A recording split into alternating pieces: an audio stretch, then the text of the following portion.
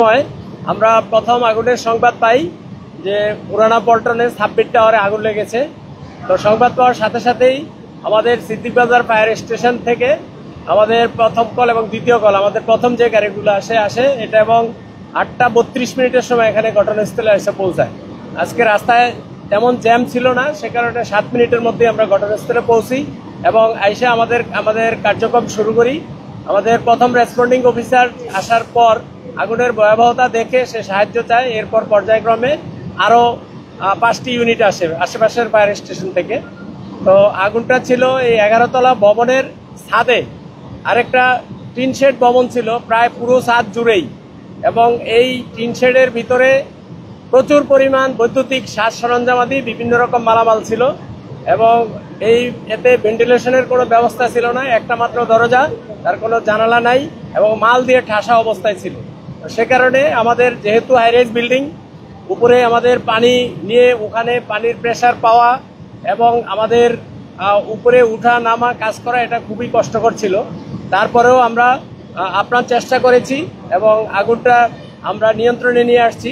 12টা 25 মিনিটের সময় আমরা আগুন সম্পূর্ণ আমাদের নিয়ন্ত্রণে নিয়ে আসছি। এখন আগুন আমাদের সম্পূর্ণ নিয়ন্ত্রণে আছে, বাট অগ্নি নির্বাপন করতে আরও একটু সময় লাগবে, যেহেতু প্রচুর পরিমাণ মালামাল প্লাস্টিক আইটেম আছে।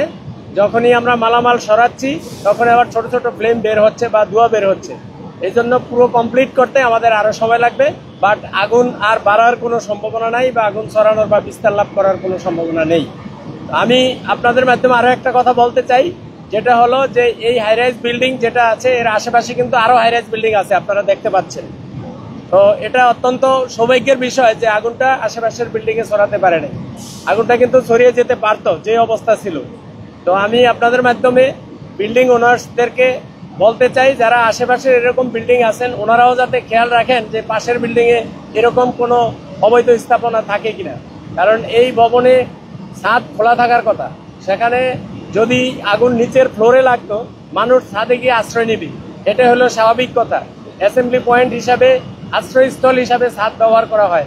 তো এখানে যদি নিচের ফ্লোরে আগুন লাগতো তাইলে কিন্তু ছাদ পুরো বন্ধ ছিল, মানুষজন মারা যাওয়ার সম্ভাবনা ছিল। তো ভাগ্যের বিষয় যে দোকানে বা যারা ছাদে আগুন লেগেছিল লোকজন সব নিচে নেমে এসেছে, কোনো আহত বা নিহত হয়নি। তো এই ছিল আগুনের সর্বশেষ পরিস্থিতি। আগুন লাগার কারণ জানতে পেরেছেন কিনা, এবং আমরা জানি এই এলাকাতে আসলে পানির স্বাভাবিক বা ন্যাচারাল সোর্স একদমই নাই বললেই চলে। তো আপনারা আসলে কিভাবে জিনিসটা ম্যানেজ করবেন? আগুন লাগার কারণ আমরা এখনো আগুন নিভাচ্ছি, যেহেতু অগ্নি নির্বাপন কাজ চলছে। এখনই আমরা কারণের দিকে যাচ্ছি না বা কারণ খুঁজে বের করার কাজ এখনো আমরা করছি না। অগ্নি নির্বাপন শেষ হবে, এরপর আমরা আগুন লাগার কারণ বের করব। আর পানির স্বল্পতার কথা আপনারা বলেছেন, আপনারাও জানেন, আমাদের সাথে আপনারা সন্ধ্যা থেকেই আছেন। পানির খুবই স্বল্পতা। আমরা আশেপাশের 7-8টা বিল্ডিংয়ের আন্ডারগ্রাউন্ড রিজার্ভার কিন্তু শেষ করেছি। আমাদের পোর্টেবল পাম্পগুলো দিয়ে আন্ডারগ্রাউন্ড রিজার্ভার থেকে পানি নিয়ে সবগুলো রিজার্ভার শেষ করেছি। পাশে একটা মসজিদ ছিল, সেই মসজিদের রিজার্ভার যেটা, সেটার পানিও আমরা শেষ করেছি। তো আমরা আমাদের বিশেষ পানিবাহীগুলো থেকে আমরা পানি দিয়েছি।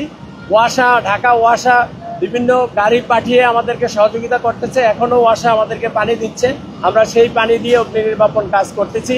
আমাদের টার্ন টেবল ল্যাডার আপনারা দেখছেন, রাস্তাটা টার্ন টেবল ল্যাডার ব্যবহার করার মতো রাস্তা না, বাট আমরা ঝুঁকি নিয়ে এই টার্ন টেবল ল্যাডারটাকে স্থাপন করেছি এখানে, এবং সেটা দিয়ে আমরা অগ্নি নির্বাপন করেছি, আপনারা দেখেছেন।